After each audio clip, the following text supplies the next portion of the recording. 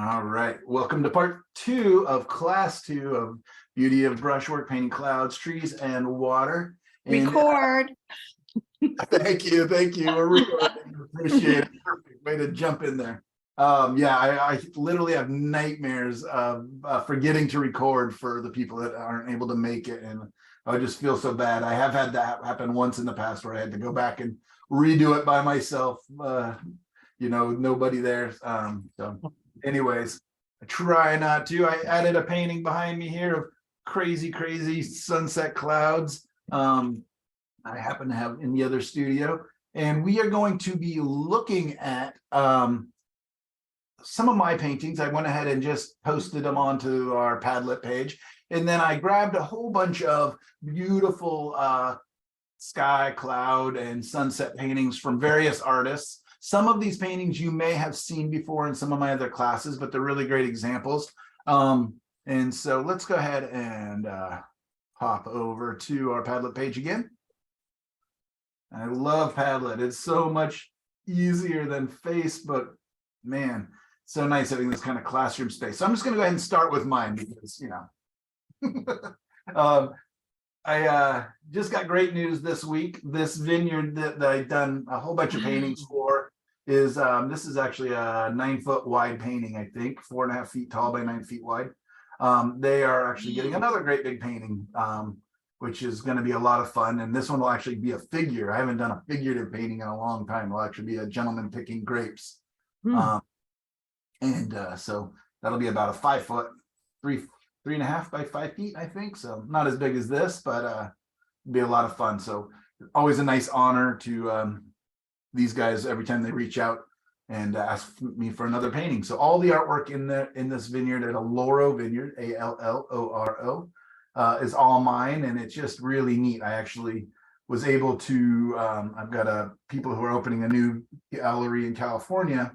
Came to my studio to look at my work, and I was able to drive them out to Alloro to see my original, because they want vineyard paintings out there, and we did a wine tasting and everything else, and it was great fun. So anyways, I just wanted to share a couple of my big sky paintings. This one's quite dynamic, quite bright, and also did you do this one on birch? Yeah, it's super heavy. It is. How heavy is it? I don't know. There's another one that's even bigger out there. I don't know the weight of it. I'm afraid it's big. It's heavy. It's in a cement wall. So okay. Michael, when you do a huge painting like this, first of all, I didn't even know they would sell something that size, but how do you grid it when you're sketching it out? With this one, yes. This is well beyond my loose sketching abilities. There's so much math in this one. I'd had to draw and redraw and read. I think I spent more time drawing this, and this is one of the few that I drew it out with pencil. Normally I just start sketching with my paints, but there was no chance. I am not a mathematically minded fellow, and the sheer just perspective of it was rough. But it was worth it. I still see errors in it. I'm not going to point them out to you because but I see the mistakes in the perspective and things like that. But what Vivian was talking about earlier too, when she was talking about the movement of the painting, because it's a long horizontal, my first couple renderings of this, because I did do smaller versions of this, and it's only 15 minutes from my house, this vineyard, so I can go out and paint it in plein air and do lots of studies. They're really nice and let me just kind of hang out after they close. But a lot of the times this clouds, of course, just go horizontally across the sky, and it just looked really stupid. It looked very stripy. It looked very quiet and very boring. So we realized we needed some angle in the clouds to create movement in the sky. The thing that we really wanted to focus on was the light in the valley, but we did want to catch this is the old tasting room, and then I'm standing at the edge of the new tasting room. So the painting wanted to speak to that. These vines aren't actually there yet, and neither are these trees, but they were being planted right after the painting was to be finished. So I had to make those up. But I kind of knew the shape of the ground in which directions. So anyways, we knew that this would lead the eye up to the old tasting room up here. And so, you know, and normally when you have a setting sun, the setting sun is the focal point. Oh, Right. really? Really? Generally, it's just so exciting, and you know, that as a general rule. But in this case, it's not. At least for me, my eye goes here and here first because everything is so strong. You know, maybe some of you guys went to kind of where the setting sun is, but then it goes from here and then hopefully up into the clouds. Also, you get this kind of a motion. So hopefully, it's almost like a diamond kind of a form within here. That's kind of doing, again, like what we were talking about, Vivian, with just kind of trying to keep the eye within the space a little bit, which can be tricky again with a long horizontal or a tall vertical, an odd shape, right? This is a 1x2 shape, 4.5 feet tall by 9 feet wide. Anyways, just the cool thing about clouds and skies and stuff is we can make them up. We can change them. We can take the colors and we can alter their forms and lead the eye. They're very amorphous. As long as they feel right, you're probably going to get away with it. Hey, Michael? Yeah. Can you talk about that horizon line? Like, I mean, that's something you worked on with me going back way in the studio that time when you took Dorothy's class. This is very difficult for me to perceive that horizon line, and that's where I have a little problem. Yeah, it's a tough one because right here you're looking across the hill. Yeah. Now you're looking down the hill, then flat into a valley, and then back up the mountains again. And then you also want to create kind of the concave dome of the sky a little bit too. So yeah, I mean, where would my horizon line be? It's way back here. Just Oh, really? Okay. But it's a tough one because it's not a flat scene. And vineyards rarely are flat, you know, unless you're in like, I don't know, Washington, they have some flat vineyards. But generally it's looking down hills, up hills. So in that case, yeah, you've got to just start making shapes work together. I mean, I bet you I did draw that line where the horizon, where I would imagine the horizon line is, because I can't see it. It's, you know, below these hills. It probably could be right up there. Michael, can you Yes. say what colors did you use for the sky? I can't, I'm afraid, Irina. No, I okay. generally use the same colors, but I bet you in this one, I may have used like a phthalo green, which makes those really vibrant blues in the sky, and probably, but I hate phthalo green, so I'm not sure, but it just feels like there's a little more vibrancy to it. I'm afraid, Irina, I'm not positive, so I would hate to tell you the wrong colors. But I think, mean mostly clouds. This pink and violet. yeah, probably quinacridone red and ultramarine blue, Okay. most Okay. likely. I don't think I was using any of the super glowy pinks or anything like that.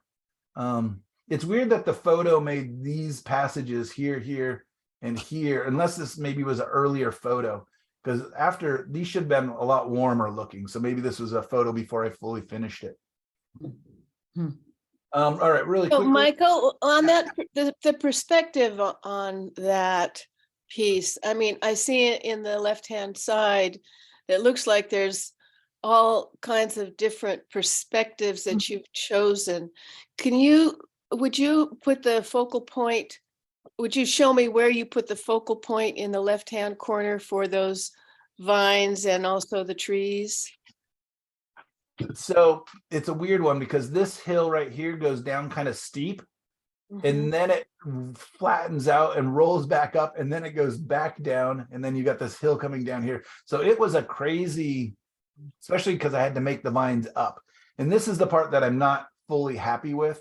I thought what I did was I measured across here to where I thought that their equivalent would be and made them the same height, but I think they could have been a little bit taller in the front here. Yeah. The question, like, where's my focal point or where's my vanishing point? Vanishing. Your vanishing point, I'm sorry. Yeah, that's the tough thing is every time you change a gradient or a angle of the hill, it can change and move. But I definitely, so this is going down. So the vanishing point's like, right about here, but these trees, the vanishing point's here because it's on a different plane.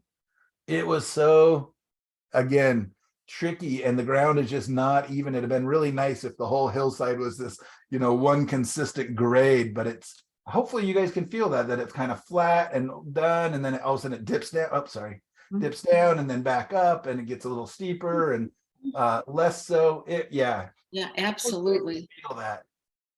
Did you say that you used phthalo green for the sky, not phthalo blue? If I did, it would have been just a touch. I don't Okay. know. I mean, there's even a chance I may have used a phthalo turquoise. Okay. I don't know. I'm just kind of putting out colors that I know I own. But not the manganese blue. It almost looks like up in there that would have the manganese blue hue. Right. No, it definitely would have had my normal palette. I'm just wondering if there's a guest color or two.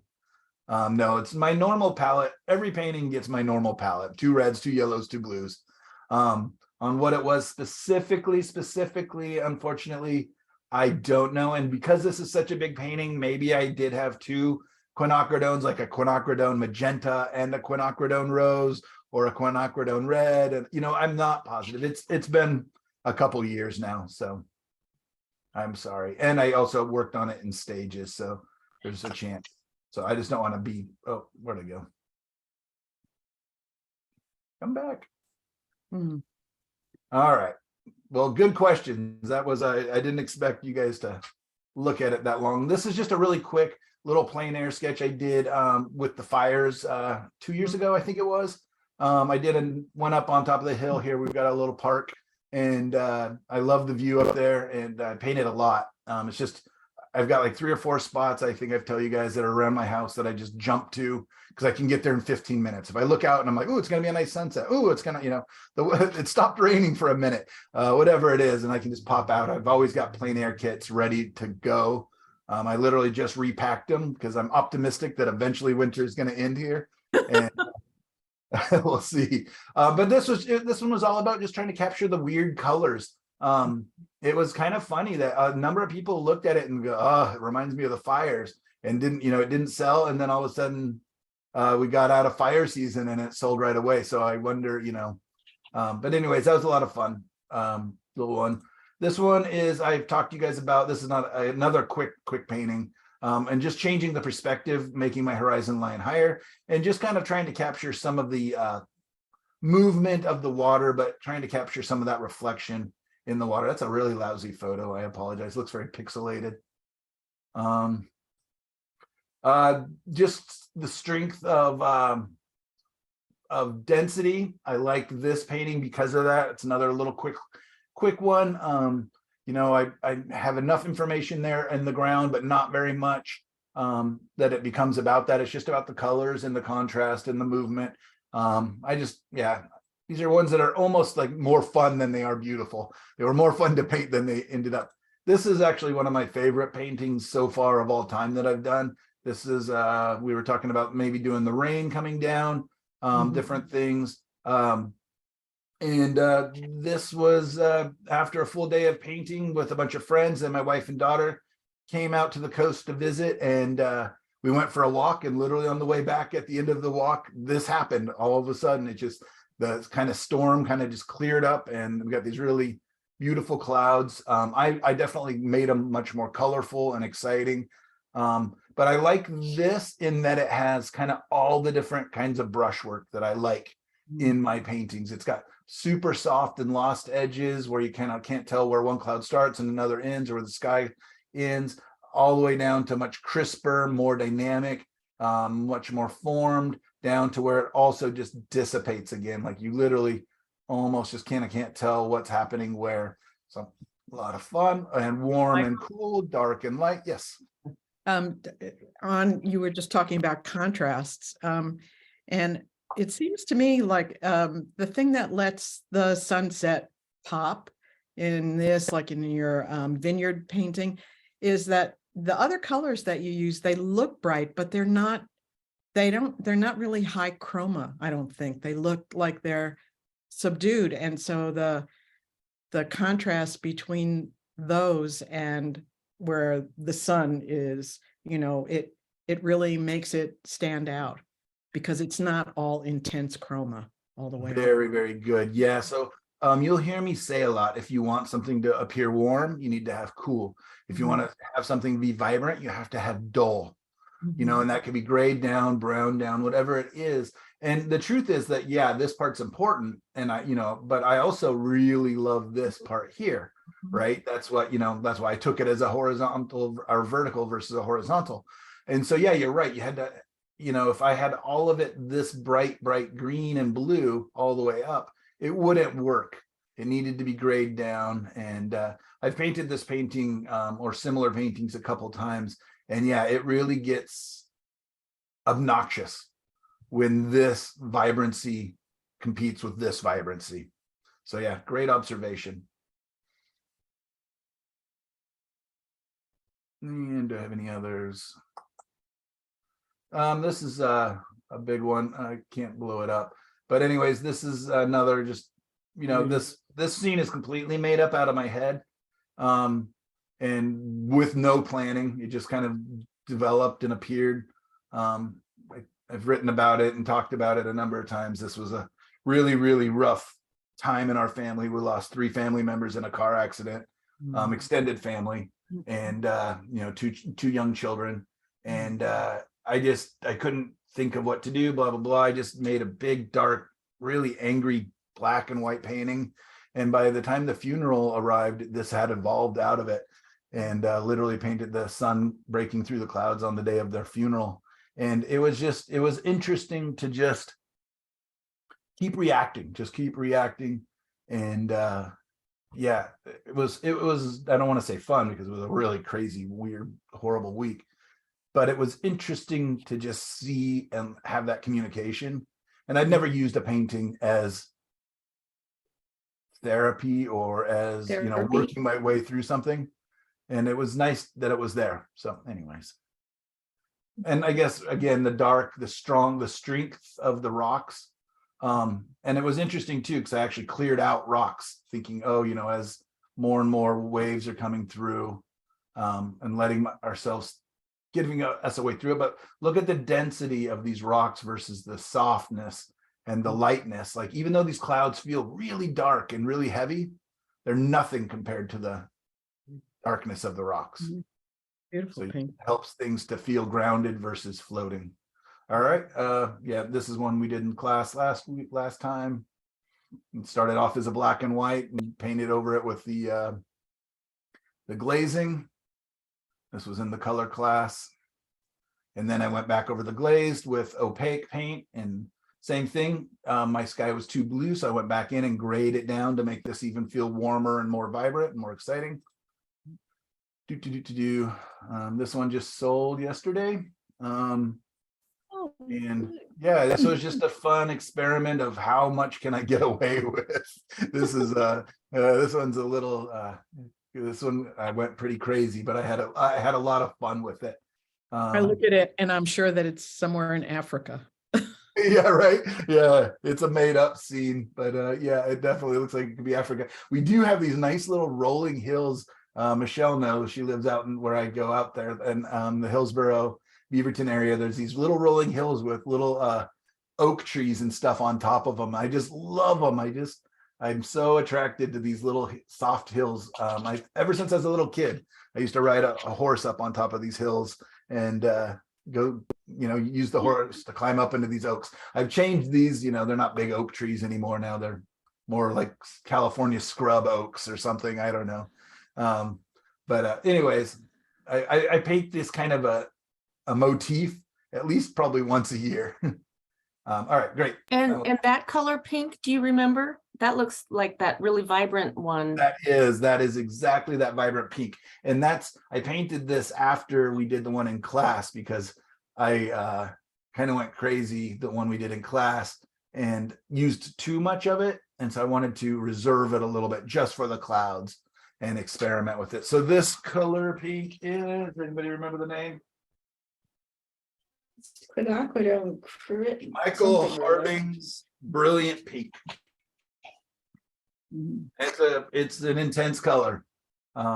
So anyways, it's fun. I don't use it very often, but it's fun to play with. And I actually had done a similar painting last year, and it went on to win Best Sky in the plein air competition, whatever the.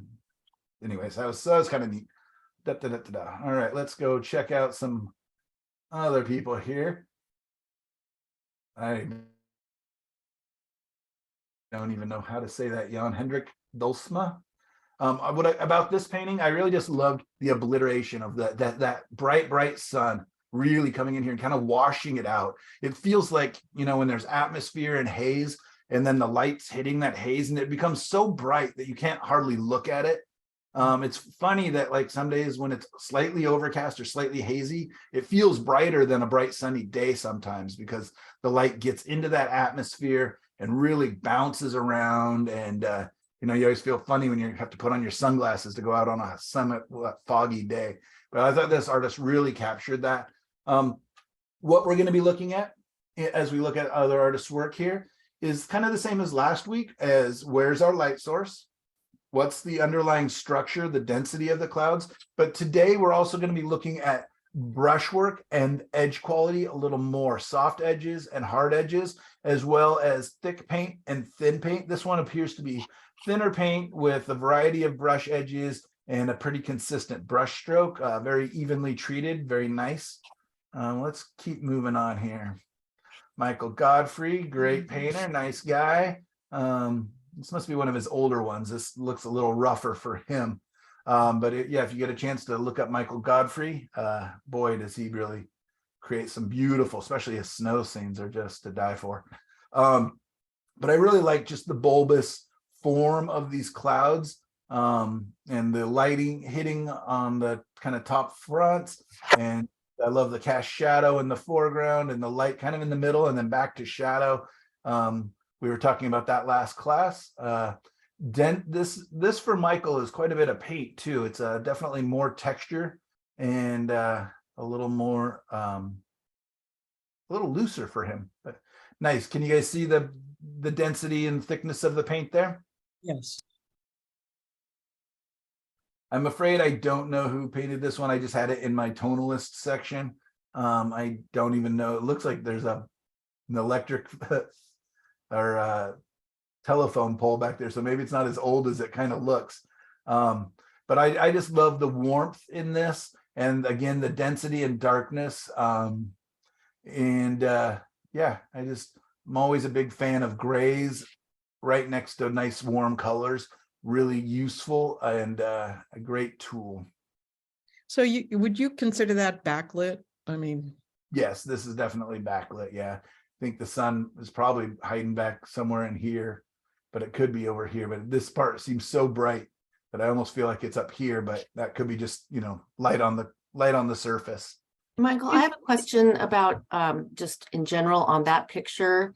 When you have, like, to me, it appears almost a perfect silhouetted foreground, but there's a little bit of information.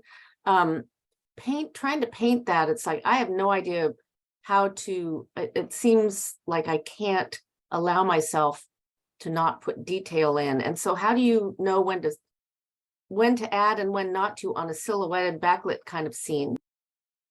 A lot of times for me, I do try to kind of sneak up on it a little bit.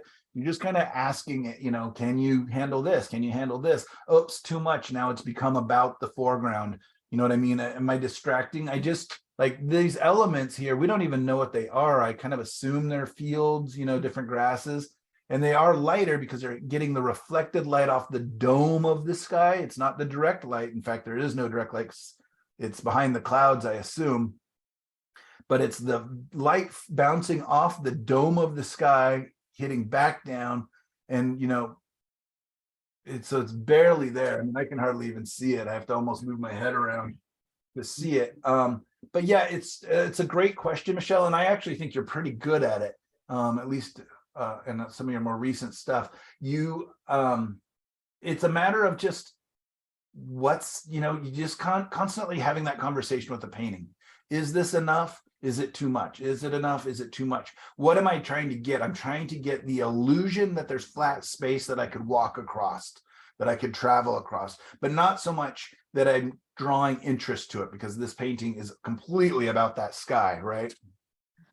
Do you think, I- Michael, that he painted the background first? I mean, the sky, just painted the sky and then came back in and painted the clouds? Yeah, exactly. And I'm going to be doing that today just out of time. I'm going to paint the background, the clouds, and then the foreground. And I'm just going to show you that we can just kind of paint wet into wet into wet. You know, and I'm not going to worry too much about anything being resolved, but yes, this is kind of how I will be painting. And it's not my typical style where I'm going to do, let's imagine I was painting this really quickly. I would paint, and maybe I will, maybe I'll use this one. Let's remind me, and I'll jump when I jump up, maybe I'll do this one first. I would just do the yellow kind of, you know, give my background color. And again, it's not how I always paint, but when I want to paint just to capture the essence or the colors, you know, do whatever works.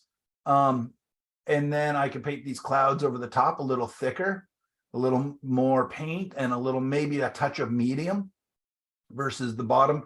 The background will have only just a touch of paint thinner probably. And again, I only just a touch just to keep the paint slick, because I do not want it to be slippery. That's what happened to me last week, is my painting ended up slippery and I was having a heck of a time adding paint on top. And it was funny when I went back and revisited it and watched it and like, why did this painting fail? Why wasn't I happy with it? You know, part of it was the surface I wasn't used to, but the other thing was I just was painting on too slick of an underpainting. So I've got to think about that, especially when time is of the essence. Yeah, and then I could either go through and wipe out a little bit of where I want this dark and then just put it back on, or if I'm putting dense enough paint, I can probably paint right on top. We'll see. We'll try it. Let's do an experiment when we get to it. Renato Mucillo, I can't remember how to say his name. Anyways, one of my favorite painters. He's amazing. I think he's Canadian. Great painter. I love just seeing all of his different techniques. Whenever I see videos or pictures of him painting, he's using little tiny watercolor brushes with little tiny tips. So I definitely do not care to paint like him because I'm not that guy, not that patient. And I mean, the amount of detail, like the every grass thing, is neat in his paintings, but I'm not very interested in doing that. But I do love his colors, and I love how he sees things. And I love how a lot of his scenes are kind of borderline almost mundane, but he brings out the beauty in them. So I really appreciate that. And I just love these colors. Boy, oh boy. Another one of his. I mean, talk about detail. Look at those clouds, every little wrinkle and everything else. This guy's intense. And he paints a lot, paints fast. And I kind of like that he's using like a filter on his camera that makes the sky look really dark. You can use those UV filters. And, you know, a lot of times artists would use that so they can capture all this amazing detail, but then paint it out, you know, so you pretend you're not using it. But he just embraces it and just like, yep, I'm using these filters to make my blue sky turn black. And it looks really neat. But yeah, an amazing amount. He's really good with these big bulbous heavy clouds. So I brought this in to show you, you know, yeah, you can go crazy. You can go full detail, or you can go really loose and abstract. We're going to see all types. And then again, he's got to make this cloud feel even more structural. At the bottom of it, it gets really loose and soft and hazy. And then the cloud above it has very soft edges as well. Kim Casimir. She has a really beautiful, very brushy, very strong brush strokes to her paintings. There's always energy in her paintings. I really enjoy, and I've been looking at her work for years now, and I can really recognize it. You can see the warm underpainted canvas there, kind of a peachy orange underpainting, which is nice, really kind of helps unify the piece. But I just love that her paintings feel, I don't know, you know, she could have spent hours and hours and hours on this, but it feels like she just got lucky and knocked it out in, 30 minutes. And it just, is a masterpiece of just data collection, colors and movement and emotion. But, a lot of times painters work really hard to make their paintings look real impulsive. They really, but I don't know her or how she does her work, but I always enjoy seeing it. And I'm hoping that in my demo today to capture some of this just energy. Look at that. Mhm. Just, yeah, love it. Love it. Good job, Kim. Lena Rivo, I think that's how you say her name, or their name, is a gouache painter. And so I learned them by looking up. I've bought gouache set, and I've been wanting to learn how to use it or experiment with it more. But anyways, I grabbed this one just because these beautiful colors. Lena does a lot of little quick sketches. At least they look like sketches. They look like somebody gathering data, right? Just going outside, making these quick little notes to themselves of, look at these neat colors, look at what the light's doing and how it's reflecting and reacting on the clouds. And it looks like they would be used for future paintings, but all of Lena's paintings for the most part are these, just sketches and sketches and sketches. Really nice. Rich Bowman paints almost abstract. And I just love his colors, and I love that he's just willing to let the clouds be the thing. I mean, there's a little bit of a landscape here, and it looks like maybe there's some water, maybe some tree, you know what I mean? You can hardly tell, but you only notice that after you've stared into this beautiful, weird color combination. So, I mean, you can just do so much with clouds. There's so many artists that really focus in on them. And here's another one of his. Isn't that just an amazingly beautiful abstract painting? Yes. Yeah, they're wonderful. And I love the thickness. I think he is a palette knife painter. I'm not positive. Anyways. Sue Charles, I love this painting. This is where I wanted to show you the complete opposite to, having all soft edge on your clouds is all hard edge, which you can do. It feels very graphic. It feels very structural, but it works, right? There's motion, there's movement, but not a soft edge on the entire painting. The only way that they create the illusion of soft edges is by putting limited values in areas. So by keeping the values close together, our eyes blur these, versus where you have these big jumps of temperature or color or values. Those feel really firm and really structural and strong, again, versus when you look into these other areas where there's still brushwork, nothing's blended, but the values or the chroma, the colors, get a lot closer together. So our eye blends them for us. That makes sense, you guys? Yeah. Looking into the sky, how close these colors are. Okay. So I want us to be experimenting this week with hard-edged, soft-edged combination. I want us to work with thick paint and thin paint in a combination. Hester Berry, I don't know much about this artist, but they freak me out. There's something so magical and so impetuous. I don't know. I mean, it just looks like they attack it. Crazy. And they're just lovely to look at for me. I don't think I'll ever paint like this, but I sure do appreciate their bravery. I don't know. I mean, maybe this is just how they paint, but there's something in there that I really appreciate.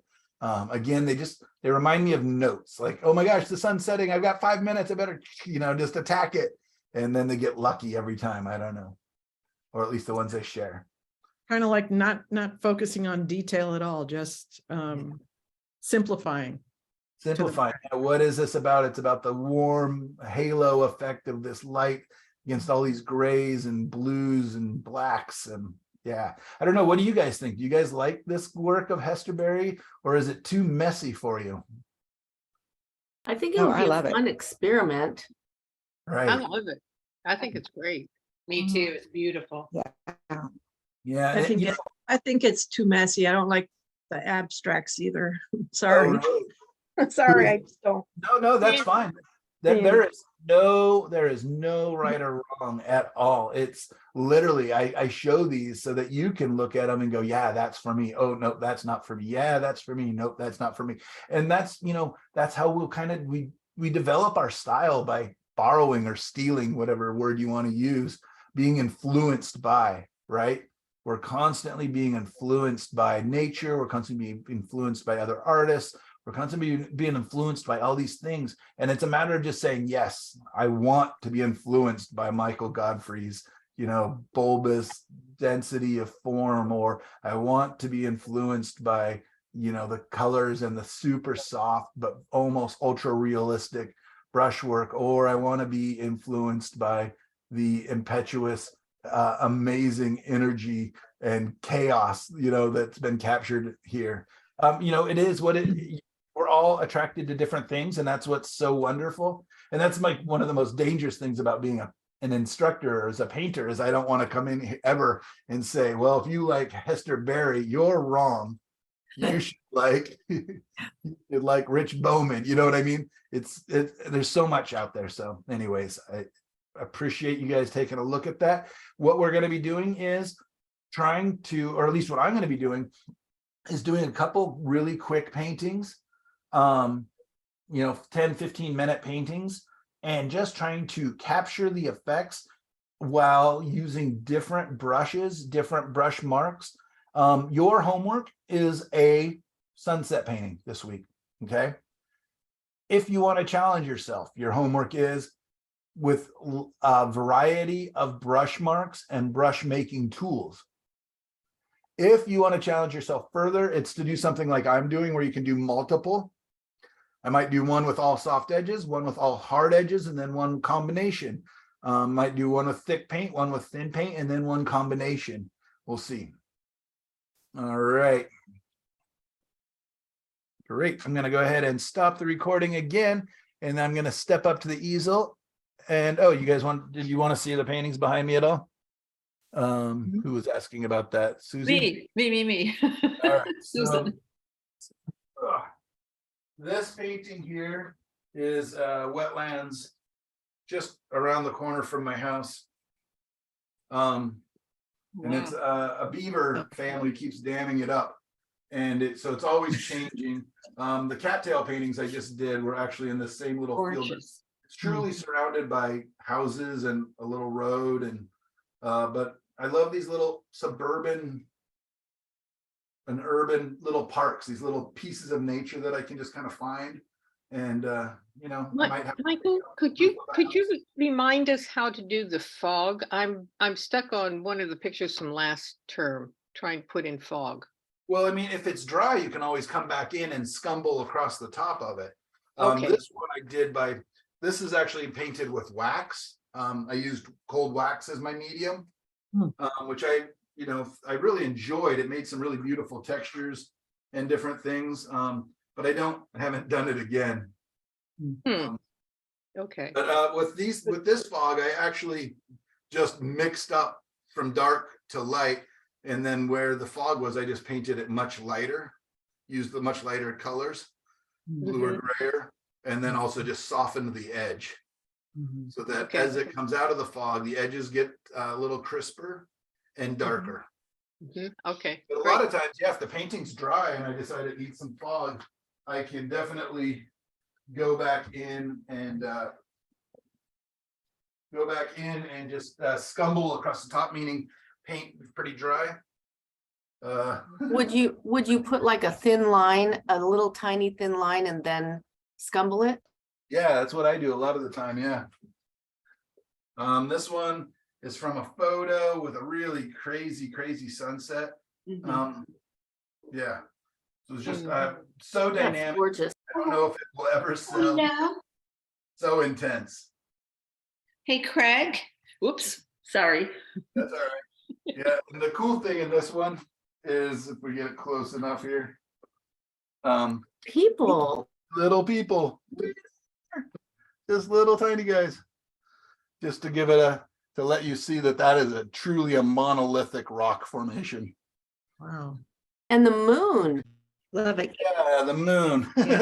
This is actually called New Moon. But that moon is also kind of, I should have done a little bit more research. The moon is not correct. It should have been facing the other direction. That way, evidently. Oh, well, My mistake. paint over it. Where will that be housed? Yeah, here. It's for sale online. All right. So that new gallery that's online, that one's for sale through them.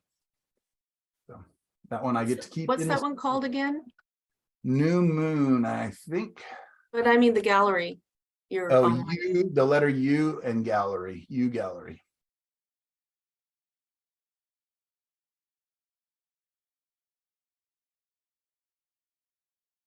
Yeah, U gallery. There. I'll put it onto our Padlet. So you guys can see that gallery.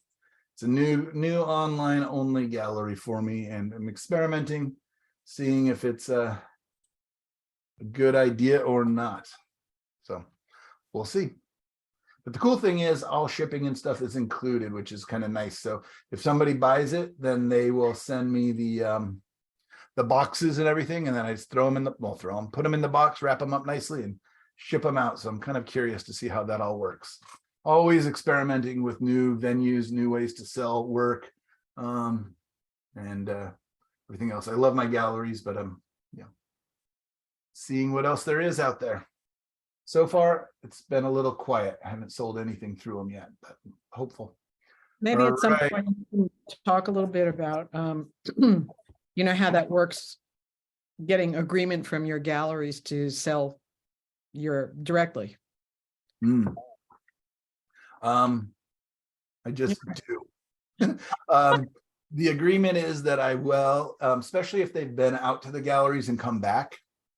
I just don't undercut the prices unless it's like a special kind of an event sale kind of a thing. But even then, I actually sometimes even charge more to sell directly. Just because I'm not really equipped for it, for the packaging and all the other things. So I think if I'm, as long as your prices are pretty good, you just don't want to. I've seen websites where they're literally like, buy directly from me and save 50% from my gallery price. And I understand it, but it's really not good because the galleries are spending a lot of money and a lot of time and a lot of effort to sell your work. And so you kind of establish prices that if they buy direct or through the gallery, that they're pretty much the same. My one thing that I'll do is my demos, in classes and stuff. I do sell those for a discount, especially in the workshops and different things. So, but that's because, they're studies, and I actually about a third of the paintings I own from other artists are from demos and presentations, just because I love referring back to them and learning, continuing that lesson. And it's neat when you're there or when you're watching them online and you see it happening, and then to buy it and then to be able to study it further. But anyways, most of the paintings I buy, I try to, and we've bought a lot. We have a lot of paintings now. I try to buy them because I love them, or I, want to help support the artist if it's a friend, but also that I can learn from it. I think it's really useful. I myself walking around my house and just looking at all our art. All right, I'm gonna go ahead and stop the recording and jump up to the easel and get set up, and we're gonna do some painting. How's that feel? All right.